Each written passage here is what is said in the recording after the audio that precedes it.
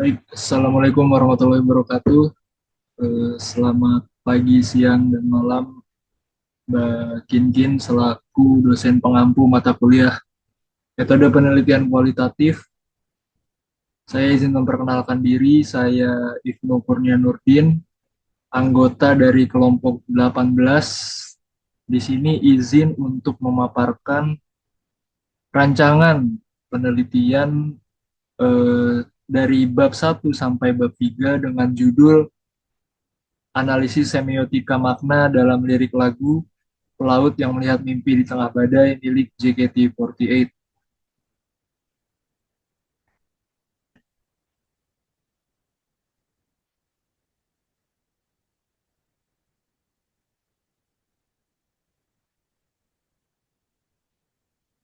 Jadi eh, titik tolak pemahaman gitu ya, atau inti pemahaman dari penelitian ini itu terletak pada pemahaman bahwa komunikasi adalah aspek fundamental dalam kehidupan manusia untuk bertukar informasi. Nah, dalam perkembangannya atau perjalanannya, saluran komunikasi atau channel yang biasa disebut channel gitu ya, kini tidak lagi terbatas hanya kepada media konvensional, seperti misalkan eh, surat atau misalkan perangkat-perangkat keras gitu seperti zaman dulu ya, yang kita tahu kalau medianya itu tidak sesederhana sekarang. Seiring berkembangnya zaman, channel ini mengalami perkembangan juga gitu. Kini channel komunikasi sudah merambah ke dunia seni, termasuk ke dalam lirik lagu.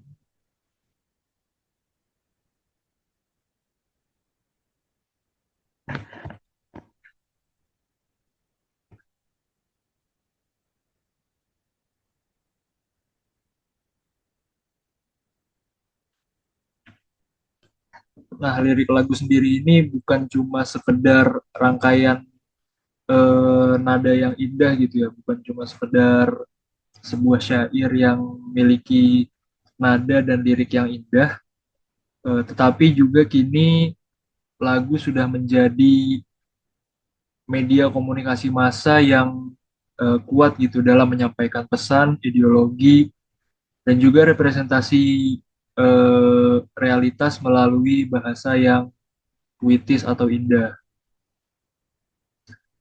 Nah, sebagai produk budaya yang populer, lirik lagu juga merupakan sistem tanda yang kompleks. Dan dalam konteks ini, JKT48 hadir sebagai fenomena sosiokultural yang mengonstruksi narasi perjuangan dan harapan bagi penggemarnya.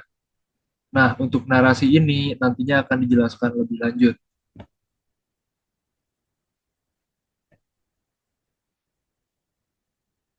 Masih terkait dengan latar belakang penelitian ini gitu ya. Jadi alasan saya memilih judul ini adalah dikarenakan menurut saya pribadi, lagu Pelaut yang Melihat Mimpi di Tengah Badai dari JKT48 ini memiliki lirik yang kaya akan penggunaan metafora, yang tentunya eh, lirik-lirik ini memiliki makna yang cukup mendalam untuk bisa diinterpretasikan gitu.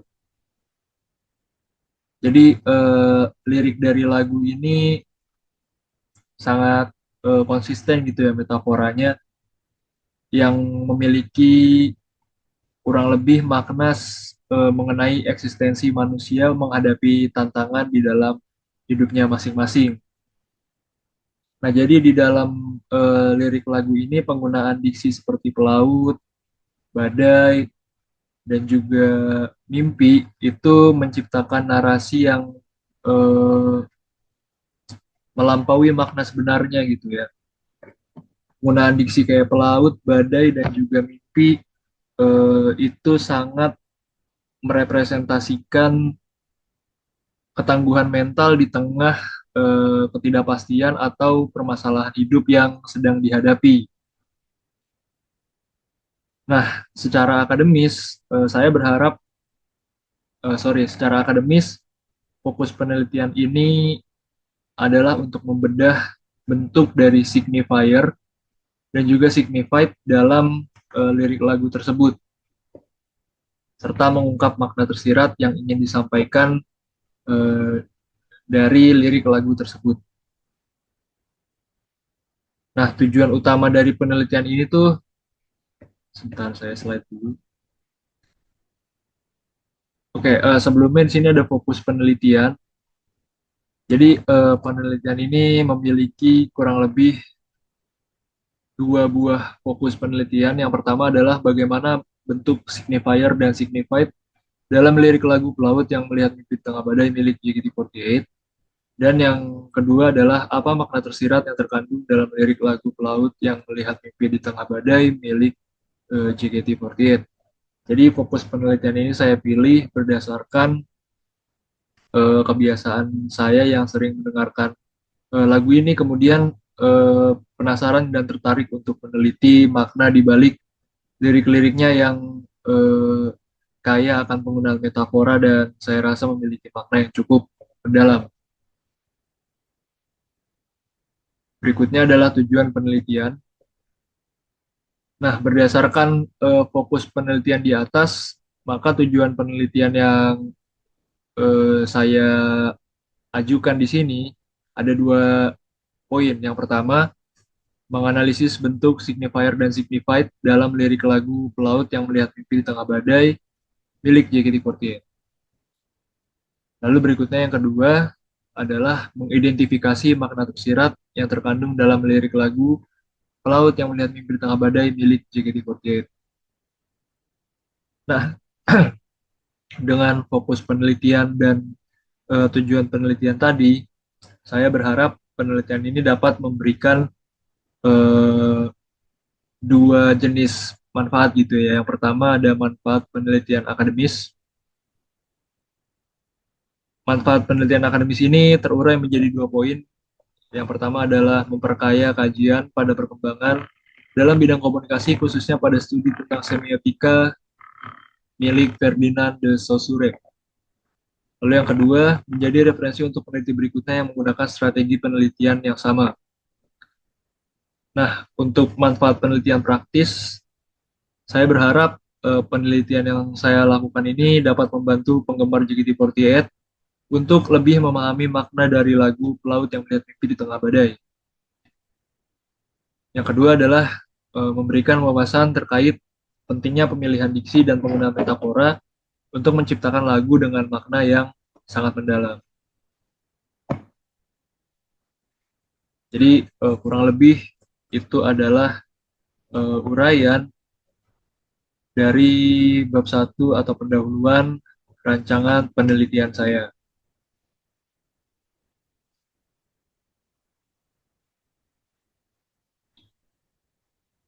Baik, kita bisa lanjut saja ke bab 2 yang berisikan kajian teori. Nah, di dalam kajian teori ini, saya rasa perlu untuk mendefinisikan komunikasi sebagai proses transfer informasi antar individu melalui sistem simbol, sinyal, atau perilaku yang lazim. Nah, menurut Hartley dan juga Bachman, proses ini melibatkan elemen codes atau pesan, encoding atau pengirim pesan, channel atau saluran untuk mengirim pesan, dan juga decoding atau proses penerimaan pesan. Nah, untuk lebih lengkapnya itu bisa dilihat di bab 2.1.1 yaitu konsep komunikasi gitu ya. Jadi di sini tertuliskan definisi komunikasi menurut Laswell gitu. Ini udah cukup lazim digunakan, yaitu komunikasi sendiri berarti sebuah proses pertukaran pesan yang disampaikan oleh komunikator kepada komunikan atau penerima pesan untuk mendapatkan hasil tertentu atau mendapatkan makna yang diharapkan gitu ya. Lalu meskipun begitu, Makna dari komunikasi ini sangatlah luas dan tidak berpaku pada satu definisi tersebut. Saya mengutip dari buku Communication in Construction, Theory and Practice, Dainty, Moore, dan Murray. Dalam buku tersebut itu menjelaskan bahwa komunikasi pada esensinya adalah tentang pertukaran informasi antar individu. Lalu berikutnya, seperti yang sempat disebutkan tadi, Himstreet dan Beatty itu menjelaskan di dalam buku Komunikasi Bisnis bahwa komunikasi adalah sebuah proses transfer informasi antar individu melalui sistem yang lazim, seperti simbol-simbol sinyal dan juga perilaku ataupun tindakan. Jadi definisi dari komunikasi ini juga tidak berpatok pada satu tokoh saja ataupun berpatok pada satu definisi sempit saja gitu ya. Definisi dari komunikasi ini cukup luas dan banyak sekali ahli ataupun tokoh yang memberikan definisi tentang komunikasi itu sendiri. Nah, ini juga tadi sudah sempat disinggung di pembuka penjelasan bab 2 ini, yaitu eh, komunikasi ini memiliki proses yang biasa terjadi di dalam kehidupan dan prosesnya ini memiliki beberapa tahapan. Menurut Hartley dan Bachman, dalam bukunya yang berjudul Business Communication, itu kurang lebih ada 5 proses, 5 aspek, 5 tahapan dari eh, komunikasi yang biasa terjadi di dalam kehidupan manusia. Yang pertama itu adalah quotes tadi ya, pesan atau sesuatu yang dikirimkan. Lalu juga encoding, itu pengiriman pesan. Orang yang mengirimkan pesan itu tadi disebut komunikator ataupun encoder. Yang ketiga ada channel, yaitu saluran untuk mengirim pesan. Yang keempat ada decoding, orang yang menerima pesan itu disebut decoder atau komunikan. Nah, decoding ini adalah proses dari penerimaan pesan tersebut. Nah, terdapat juga aspek berikutnya, yaitu noise atau gangguan yang berpotensi untuk memengaruhi pengiriman dan penerimaan pesan dari si komunikator ke komunikan, maupun sebaliknya.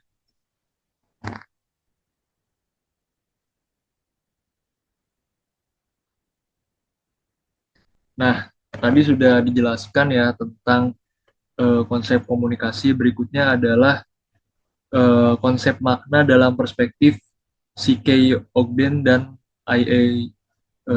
Richards. Jadi saya mengambil definisi makna itu dari C.K. Ogden dan juga I.A. Richards dalam bukunya yang berjudul The Meaning of Meaning. Jadi menurut mereka berdua, makna itu tidak semudah atau sesederhana pada umumnya untuk didefinisikan. Jadi Ogden dan Richards ini memulai analisisnya dengan memaparkan hubungan antara pikiran, kata-kata, dan benda-benda gitu ya. Nah, di dalam buku The Meaning of Meaning ini dipaparkan juga untuk menyederhanakan penjelasannya, itu digambarkan sebuah diagram yang biasanya disebut sebagai segitiga semiotik atau triangle of reference. Nah, Ogden dan Richards ini berpendapat bahwa simbolik tidak langsung terhubung kepada objek atau referent, tetapi akan melewati pemikiran atau referensi mental individu. Nah, pendapat tersebut itu dijelaskan melalui gambar berikut. Jadi, eh, simbol ini tidak langsung terhubung kepada si objek. Simbol itu kan bentuknya bisa bermacam-macam ya, bisa eh, benar simbol atau pesan atau benda atau apapun itu akan diinterpretasikan terlebih dahulu melewati pikiran atau pemahaman individu gitu. Nah, setelah melewati pikiran atau pemahaman individu, barulah simbol tersebut dapat didefinisikan sebagai objek atau simbol tersebut dapat di apa ya, dijelaskan oleh objek gitu ya. Jadi pada intinya adalah simbol dengan objek itu tidak berhubungan secara langsung, melainkan simbol harus melewati pemikiran atau pikiran dari individu terlebih dahulu, barulah dia dapat dipahami sebagai objek. Nah, proses ini tadi itu menggambarkan eh, proses terbentuknya makna menurut Ogden dan juga Richards. Nah, gambar di atas ini merupakan diagram yang digunakan oleh Ogden dan Richards untuk menjelaskan bagaimana makna ini terbentuk. Ya, seperti yang sudah disebutkan tadi.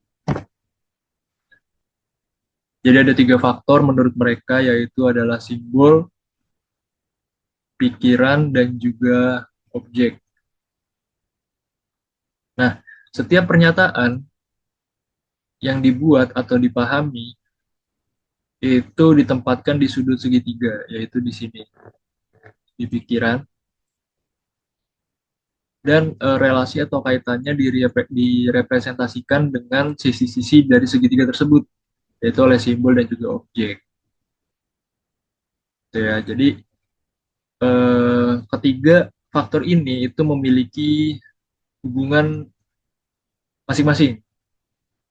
Yang pertama itu ada hubungan sebab akibat antara sebuah pemikiran dan sebuah simbol. Nah, ketika kita berbicara gitu ya, atau menyampaikan informasi, pesan, ataupun ada simbol-simbol tertentu, itu simbolisme yang kita gunakan dipengaruhi sebagian oleh referensi yang kita buat, dan sebagian lagi oleh faktor-faktor sosial dan psikologis serta sikap kita sendiri. Jadi yang mempengaruhi simbolisme yang kita gunakan itu ada beberapa faktor. Nah, sedangkan dari pemikiran ke objek itu hubungannya kurang lebih bersifat langsung dan tidak langsung. Ya, tadi dari sini ke sini, lalu dari sini ke sini. Berikutnya adalah penjelasan mengenai garis putus-putus yang berada di bawah diagram segitiga tersebut ya. Garis putus-putus tersebut menggambarkan hubungan tidak langsung antara keduanya.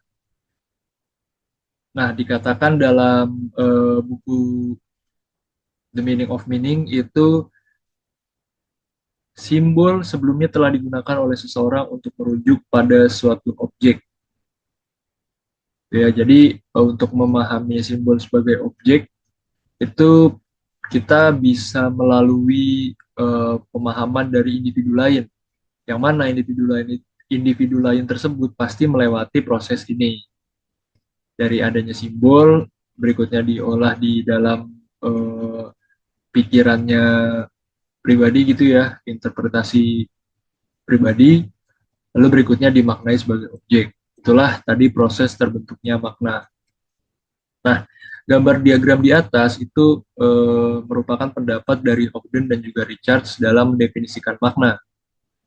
Ogden dan Richards ini berargumen bahwa makna ini bukan melekat pada kata itu sendiri, tetapi makna ini adalah hasil dari hubungan yang terdapat pada simbol, pikiran, dan juga objek.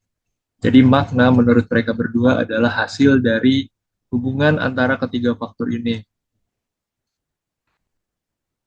Jadi makna tidak bisa, menurut mereka ya, tidak bisa dimaknai sesederhana itu. Kalau makna adalah apa yang saya pikirkan, apa yang saya pahami, tidak sesederhana itu.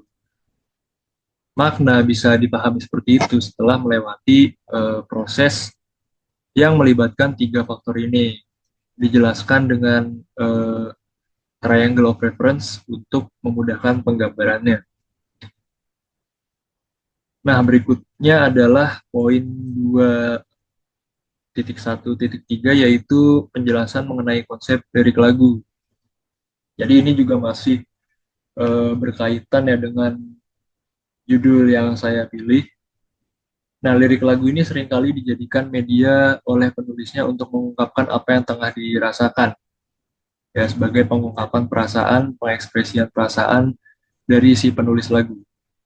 Nah, lirik lagu ini juga tidak jarang ditulis untuk menyampaikan sebuah pesan secara tersirat maupun tersurat. Jadi lirik lagu juga menjadi media gitu ya, seperti yang sudah dijelaskan tadi untuk menyampaikan pesan. Nah, lirik yang ditulis ini bisa berdasarkan pengalaman atau cerita yang kemudian dibentuk sedemikian rupa sehingga menjadi sebuah karya yang bernilai seni.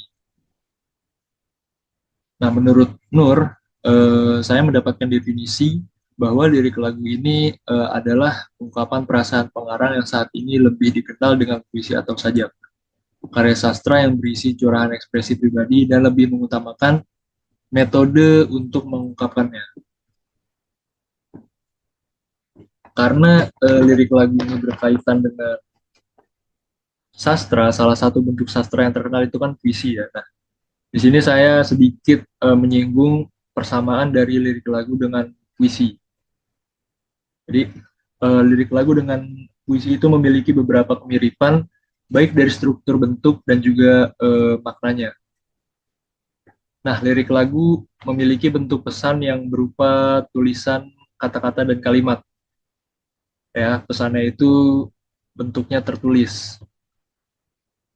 Maksudnya bentuknya berupa tulisan, baik tertulis maupun tersirat, yang dapat menggambarkan cerita, suasana, maupun imajinasi tertentu kepada orang yang menyimak lirik lagu tersebut. Semua gambaran tersebut dapat menciptakan kesan pada pendengarnya apabila memiliki makna yang begitu dalam. Maka dari itu lirik lagu dengan makna yang dalam kerap kali mendapat sorotan lebih karena eh, sangat menarik untuk diteliti dan dipahami gitu. Lagu-lagu yang memiliki lirik dengan mungkin metafora ataupun penggunaan bahasa-bahasa yang unik dengan makna yang mendalam. Nah, jadi tadi sudah eh, kita lewati ya penjelasan mengenai konsep yang memayungi variabel yang diteliti pada penelitian ini. Berikutnya itu adalah review literatur atau kajian literatur gitu ya. Di sini saya eh, memberikan 10 penelitian terdahulu dengan eh, topik yang kurang lebih sama. Di sini saya memilih penelitian-penelitian yang menggunakan strategi analisis semiotika Ferdinand de Saussure dengan objek penelitian eh, mayoritas itu adalah lirik lagu.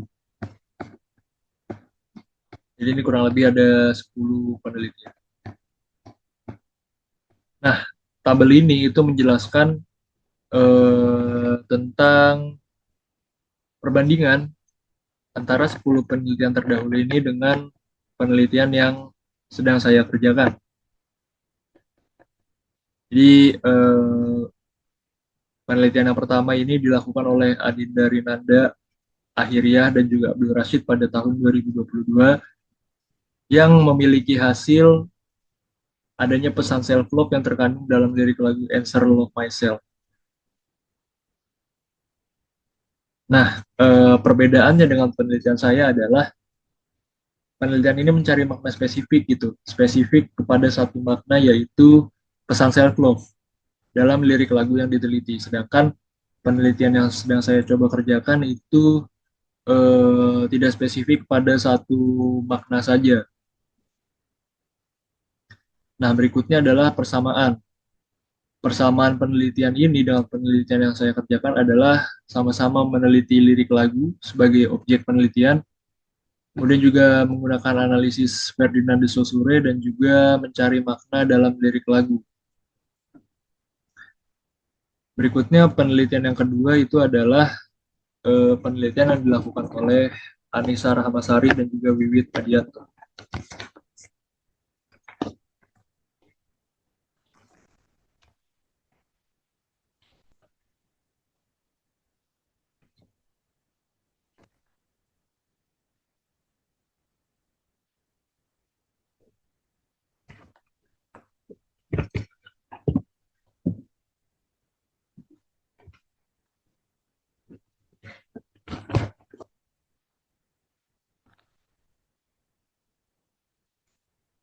Nah, penelitian ini juga menemukan bahwa lirik lagu secukupnya dari Hindia itu efektif menggambarkan kompleksitas dari kesehatan mental. Ditemukan juga dalam penelitian ini bahwa lagu tersebut menggunakan metafora simbol pada lirik-liriknya yang menggambarkan emosi dan pertentangan yang berkaitan dengan kesehatan mental. Nah, lagi-lagi perbedaannya adalah terletak pada fokusnya gitu ya. Penelitian ini fokus kepada mencari representasi dari kesehatan mental, gitu. Fokus mencari representasi. Sedangkan penelitian saya tidak fokus kepada representasi yang spesifik ataupun lain-lainnya. Nah, persamaannya juga kurang lebih sama seperti tadi ya, menggunakan lirik lagu sebagai objek penelitian, terus juga analisis semiotikanya Ferdinand de Saussure kita gunakan, dan yang terakhir adalah mencari makna dalam lirik lagu. Penelitian yang ketiga adalah penelitian dari Nika Arliani dan juga Wiwit Adianto. Ini juga menemukan bahwa lirik lagu Rehat dari Kunto Aji itu berisi tentang bagaimana cara mengelola kecemasan, mengatasi ketakutan, dan mengelola cara untuk ikhlas. Nah, bait-bait dari liriknya ini memiliki hubungan dengan kecemasan gitu ya, sehingga dapat diketahui bahwa fokus dari penelitian ini adalah mencari representasi dari kecemasan dalam lirik lagunya. Itu perbedaannya dengan penelitian saya. Lagi-lagi perbedaannya terletak pada fokus penelitiannya gitu ya, yang mencari makna spesifik dalam lirik lagu. Makna spesifiknya di sini adalah representasi kecemasan. Untuk persamaannya itu masih sama. Berikutnya adalah penelitian yang dilakukan oleh Rahma Fathia, Mufahanim Ananda Putri, Windy Kartikawati, dan Titik Sudiatmi. Itu menemukan bahwa lagu Penjaga Hati karya Nadif Basalamah ini memiliki makna romantisme yang terdapat dalam lirik-liriknya. Untuk perbedaannya dengan penelitian saya kurang lebih sama ya, memiliki fokus untuk mencari makna romantisme. Jadi spesifik satu makna dalam lirik lagu yang diteliti. Terus juga untuk persamaannya kurang lebih masih sama. Berikutnya penelitian dari Salsabila tahun 2025, lirik lagu ini menyuarakan perasaan dan pengalaman emosional yang sangat manusiawi. Itu adalah hasil dari penelitiannya. Nah, penelitian ini juga memiliki fokus mencari representasi konsep diri dari lirik lagu tersebut. Juga sama masih spesifik kepada satu topik tertentu. Sedangkan untuk persamaannya itu kurang lebih sama seperti yang sebelumnya. Nah, berikutnya ada penelitian ke-6 ini dilakukan oleh Handiansyah dan kawan-kawan.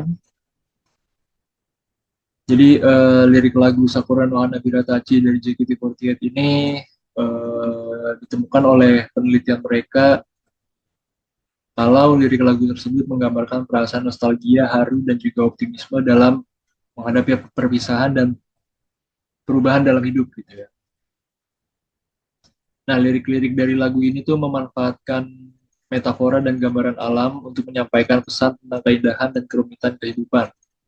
Pentingnya harapan, keberanian, dan dukungan dalam menghadapi tantangan serta nilai kenangan dan pertumbuhan pribadi. Jadi pada lagu ini tuh banyak menggunakan eh, signifier seperti kelopak bunga sakuranya, terus juga eh, pintu masa depan seperti itu kurang lebih. Untuk persamaannya, untuk perbedaannya adalah memiliki makna spesifik yaitu perpisahan dan kelulusan sekolah dalam lirik lagu tersebut. Untuk persamaannya kurang lebih sama seperti tadi. Lalu ada penelitian ketujuh, ini adalah penelitian yang dilakukan oleh Arianto dan kawan-kawan yang meneliti eh, representasi sosial, kritik sosial pada lirik lagu Bayar Bayar Bayar dari Sukatani. Nah, penelitian ini menemukan bahwa makna penanda dan juga petanda pada frase repetitif bagian bayar polisi itu eh, memberikan ritme sekaligus sindiran berupa kritik vokal, yang kritik sosial yang cukup vokal. Lalu untuk persamaannya adalah perbedaannya adalah mencari makna yang spesifik, yaitu mencari representasi kritik sosial ya untuk penelitian ini. Sedangkan untuk persamaannya itu kurang lebih sama seperti tadi. Berikutnya penelitian dilakukan oleh Humaira tahun 2022 yang mencoba mencari konstruksi nilai-nilai syukur dalam lirik lagu cukup lebih baik gitu ya. Ya, hasil penelitiannya menemukan bahwa lirik lagu ini mengandung nilai-nilai syukur gitu. Nah, untuk perbedaannya adalah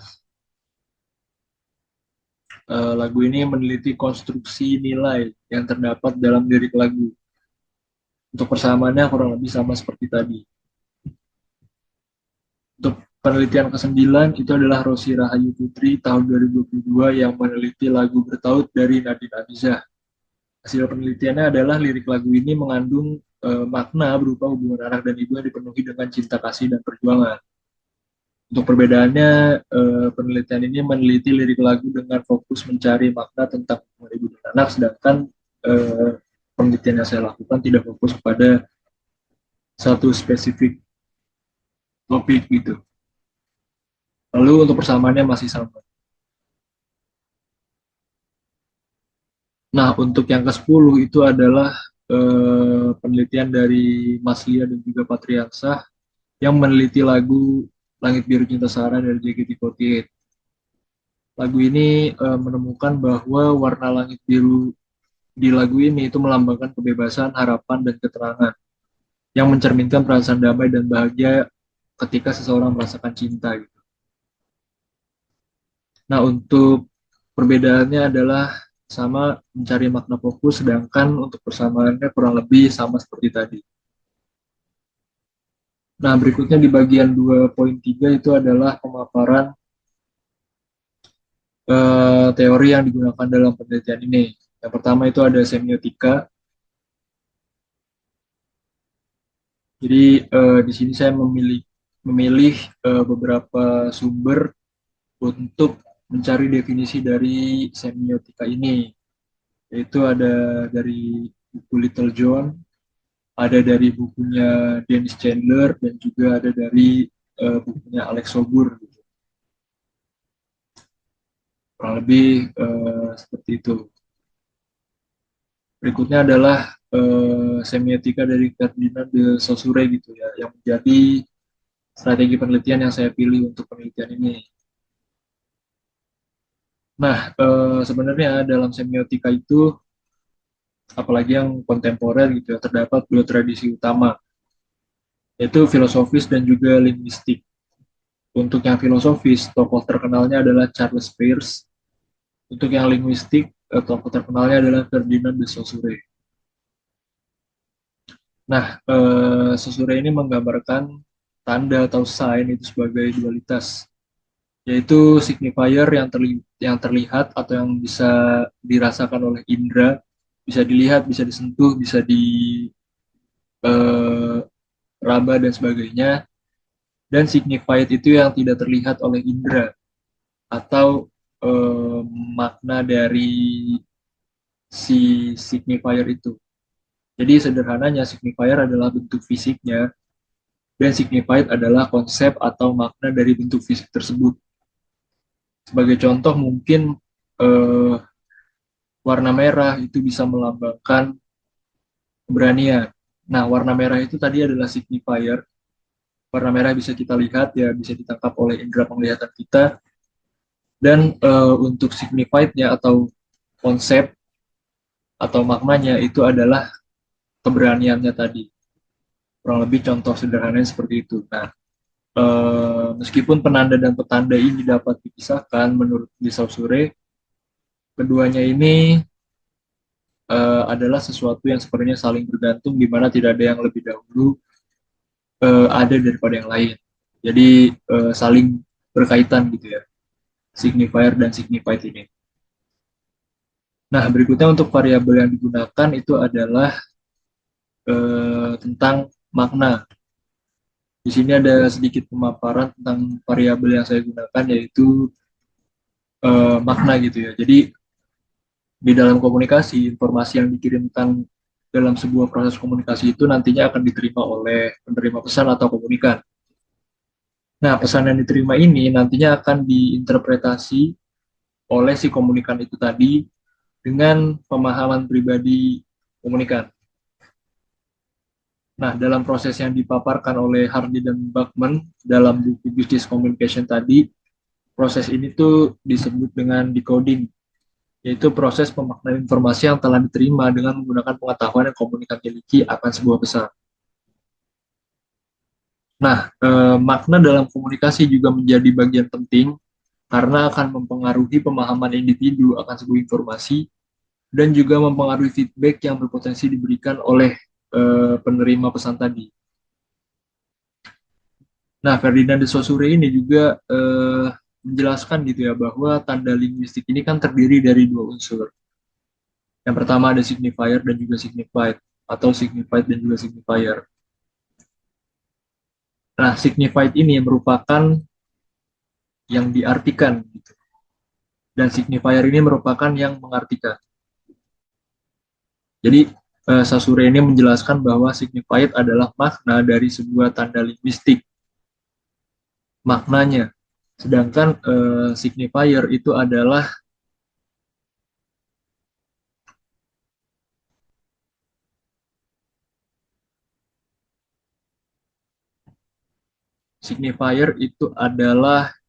yang diartikan gitu atau si tanda linguistiknya.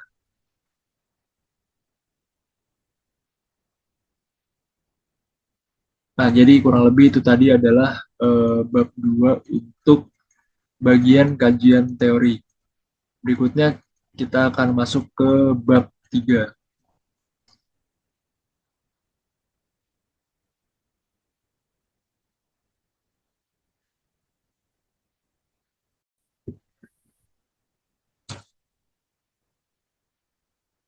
Baik,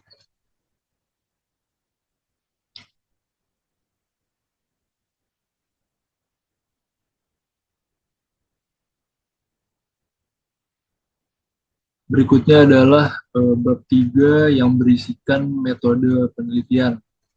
Untuk subbab pertama itu berisi dengan paradigma penelitian. Jadi paradigma yang saya pilih di sini adalah paradigma konstruktivisme. Di dalam buku Creswell, paradigma ini memandang bahwa setiap orang berusaha memahami dunia tempat mereka tinggal dan juga bekerja. Setiap individu mengembangkan makna subjektif yang ditujukan pada objek atau hal-hal tertentu. Jadi, eh, pemahaman individu akan sesuatu itu banyak dipengaruhi oleh lingkungan sekitar mereka gitu, yang setiap hari mereka temui. Dan juga setiap individu ini masing-masing mengembangkan makna subjektif atau interpretasi pribadi yang nantinya ditujukan pada objek atau hal-hal tertentu. Jadi paradigma konstruktivisme ini dipilih karena penelitian yang sedang saya kerjakan ini menafsirkan lirik lagu Pelaut yang melihat mimpi di tengah badai untuk mencari makna yang ada di dalamnya. Nah, makna-makna ini kan beragam ya dan juga eh, beraneka ragam gitu, sehingga mendorong peneliti untuk menggali keragaman pandangan daripada membatasi makna-makna tersebut ke dalam beberapa kategori atau gagasan saja. Itu menurut Creswell dalam bukunya. Jadi eh, paradigma ini cocok dengan penelitian saya dikarenakan penelitian saya ini mencoba untuk mencari makna yang tentunya subjektif di dalam lirik lagu Pelaut yang Melihat Mimpi di Tengah Badai. Jadi saya pilih paradigma konstruktivisme untuk penelitian ini. Berikutnya, poin kedua adalah pendekatan penelitian. Untuk penelitian yang sedang saya kerjakan ini menggunakan pendekatan penelitian kualitatif gitu, untuk mencari makna tersirat dari lirik lagu Pelaut yang Melihat Mimpi di Tengah Badai milik JKT48. Penelitian kualitatif ini adalah penelitian atau pendekatan yang digunakan untuk mengeksplorasi dan memahami makna yang diberikan oleh individu atau kelompok terhadap suatu masalah sosial atau kemanusiaan. Proses penelitian ini melibatkan munculnya pertanyaan dan prosedur, pengumpulan data yang umumnya dilakukan di lingkungan peserta, analisis data yang secara induktif dibangun dari hal khusus menuju tema-tema umum, serta penafsiran makna data oleh peneliti. Jadi sesuai dengan ini ya penelitian apa pengertian dari pendekatan kualitatif itu saya memilih pendekatan ini dikarenakan pendekatan kualitatif ini bisa digunakan untuk mencari makna. Ya, kalau di definisinya tadi adalah makna yang diberikan oleh individu atau kelompok.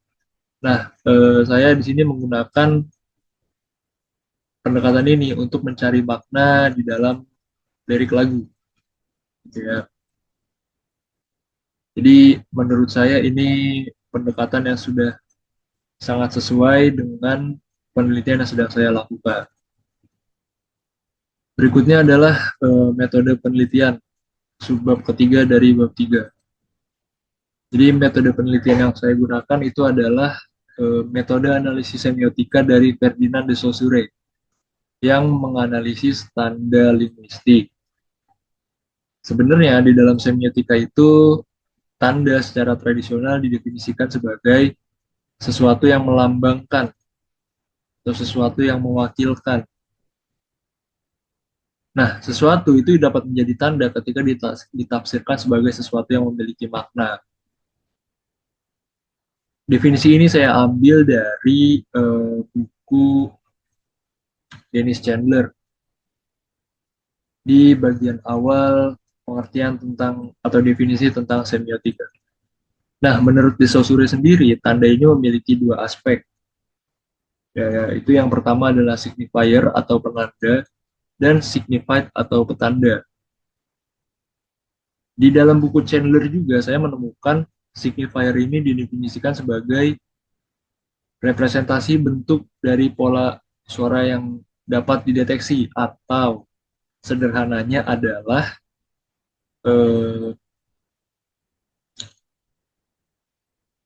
bentuk yang dapat ditangkap oleh indera. Tadi ya seperti yang sudah dijelaskan, ini bisa berupa eh, warna, bisa berupa suara, bisa berupa benda, bisa berupa tulisan yang jelas dapat ditangkap oleh indera, bisa dilihat, bisa dirasakan, bisa disentuh, atau lain-lainnya. Itu signifier. Sedangkan signified itu didefinisikan sebagai konsep yang berhubungan dengan pola suara atau signifier tadi. Signified itu adalah makna atau konsep dari signifier. Sebagai contoh lagi sedikit, warna putih itu adalah signifier. Dan kesucian itu adalah signified. Jadi warna putih tadi kan bisa ditangkap oleh indera, bisa dilihat, ya kan. Nah, sedangkan signified itu nggak bisa. Signified itu adalah berupa konsep gitu, yang tidak dapat ditangkap oleh indera namun dapat dipahami. Jadi signified juga bisa disebut sebagai makna. Nah, di sini adalah table OK dari penelitian yang saya lakukan gitu. Untuk konsepnya sendiri adalah semiotika Ferdinand de Saussure. Variabelnya adalah makna, dimensi yang saya ambil di sini adalah penanda dan juga petanda. Indikatornya untuk penanda itu ada pemilihan kata dalam lirik lagu dan juga penggunaan metafora dalam lirik lagu. Nah, kata dan juga metafora ini kan bisa dilihat oleh indera gitu ya, bisa kita lihat, bisa ditangkap oleh indera. Kedua indikator ini merupakan turunan dari dimensi penanda atau signifier. Sedangkan untuk pertanda atau petanda, indikatornya itu adalah interpretasi dari lirik lagu dan juga makna tersirat dari lirik lagu tersebut. Kedua hal ini kan nggak bisa ditangkap oleh indra nih, hanya bisa dipahami oleh pemahaman masing-masing pribadi. Nah, kedua hal ini adalah indikator yang merupakan turunan dari dimensi petanda atau signifier. Kurang lebih begitu. Nah, berikutnya adalah poin keempat, yaitu teknik untuk menentukan objek penelitian. Objek dalam penelitian ini itu adalah teks lirik lagu Pelaut yang Melihat Mimpi di Tengah Badai yang dibawakan oleh JKT48. Dalam menentukan objek penelitian, peneliti atau saya pribadi ini menggunakan teknik purposive sampling. Nah, purposive sampling ini adalah jenis pengambilan sampel non-probabilitas, di mana unit-unit yang akan diamati itu dipilih berdasarkan penilaian peneliti pribadi mengenai unit mana yang paling berguna atau sekiranya representatif. Definisi ini saya ambil dari bukunya Baby ini ya. Nanti ada citasinya. Jadi dengan purposive sampling ini kita bisa menentukan objek mana yang sekiranya memudahkan kita dalam melakukan penelitian. Sama halnya ketika saya memilih lagu ini untuk menjadikan objek penelitian, saya merasa bahwa lagu ini cukup untuk cukup memiliki metafora yang banyak sehingga dapat diteliti secara lebih mendalam dan juga cukup representatif untuk lagu yang berisikan makna perjuangan gitu ya. Maka dari itu saya pilih purposive sampling untuk penentuan objek penelitian. Berikutnya adalah keabsahan data. Jadi keabsahan sebuah penelitian kualitatif ini sangat bergantung pada transparansi prosesnya, bukan hanya dari hasil temuan. Yang dicari dari kualitatif itu adalah prosesnya.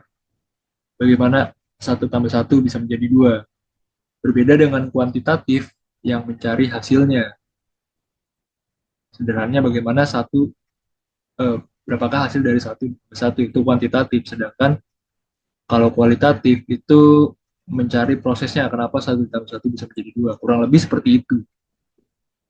Jadi peneliti ini harus memastikan setiap langkah dilakukan secara sistematis agar data yang terkumpul dapat diakui keilmiahannya. Nah, melalui penerapan teori yang tepat dan analisis yang tuntas, penelitian ini membangun validitasnya sendiri. Untuk menjaga kualitas tersebut, peneliti menempuh 3 jalur utama. Jadi, peneliti ini membedah data terlebih dahulu, ya, melakukan analisis yang mendalam. Berikutnya, melakukan triangulasi, ya, melihat perspektif dari berbagai teori mungkin. Lalu yang terakhir adalah memastikan ketersediaan referensi yang kuat dan juga melakukan analisis yang tajam dan juga menyeluruh. Itu untuk keabsahan data yang dilakukan. Berikutnya adalah coding. Nah, coding ini adalah proses analisis data dengan cara mengklasifikasikan atau mengelompokkan setiap data bersama dengan sistem pencarian. Definisi ini saya dapat dari bukunya Baby. Tujuan dari coding itu sendiri adalah untuk mengorganisasi data sehingga dapat diidentifikasi secara sistematis pola dan makna yang terkandung di dalamnya. Nah, untuk strategi penelitian, saya memilih pendekatan deskriptif kualitatif yang dapat digunakan untuk menggambarkan fenomena secara sistematis berdasarkan data yang diperoleh. Jadi strategi yang digunakan dalam penelitian ini adalah studi tekstual kualitatif gitu, karena saya meneliti teks lirik lagu dengan pendekatan strukturalisme. Jadi strategi ini dipilih karena penelitian ini berfokus pada analisis teks lirik lagu seperti yang sudah disebutkan tadi, sebagai sebuah sistem tanda yang mandiri. Peneliti tidak hanya mendeskripsikan isi lirik, tetapi juga membedah struktur internal yang membentuk makna dalam lagu tersebut. Berikutnya adalah metode pengumpulan data ya. Ini untuk mengumpulkan data yang akan digunakan dalam penelitian ini. Ya, di sini diterangkan tuh. Jadi di penelitian ini dipilih metode pengumpulan data audiovisual dan materi digital. Jadi data ini dapat berupa foto, karya seni, kaset video, halaman utama situs web, email, pesan teks, teks di media sosial, atau segala bentuk rekaman suara. Eh, Penjelasan ini saya dapat dari bukunya Creswell. Nah, metode ini dipilih karena menurut saya metode ini sesuai dengan penelitian yang saya lakukan, yaitu meneliti teks dari lirik lagu Laut yang Melihat Mimpi di Tengah Badai. Penelitian ini mengumpulkan data melalui teks dari lirik lagu tersebut yang nantinya akan diobservasi, diamati, dan juga dicari makna-makna tersiratnya. Berikutnya bagian terakhir dari bab 3 adalah metode analisis data. Ya. Jadi data dalam penelitian ini dianalisis eh, dengan cara membagi lirik lagu menjadi beberapa bait. Jadi nanti akan dikelompokkan terlebih dahulu beberapa bait. Lalu bait-bait tersebut akan dianalisis menggunakan analisis semiotiknya Ferdinand de Saussure yang meneliti atau mencari eh, makna dari sebuah tanda. Nah, analisis data dalam penelitian ini merujuk pada pencarian makna-makna tersirat yang terdapat dalam lirik lagu Pelaut yang Melihat Mimpi di Tengah Badai. Dengan berakhirnya penjelasan rancangan penelitian ini dari bab 1 sampai bab 3, maka berakhir juga video penjelasan yang saya berikan. Saya ucapkan terima kasih banyak kepada yang sudah menyimak. Terima kasih pada Mbak Ginkin selaku dosen pengampu dan juga teman-teman yang sudah menyimak video ini. Segala kesalahan itu berasal dari saya pribadi, segala kebenaran datang dari Tuhan Yang Maha Esa. Kurang lebihnya mohon maaf. Saya tutup. Wassalamualaikum warahmatullahi wabarakatuh.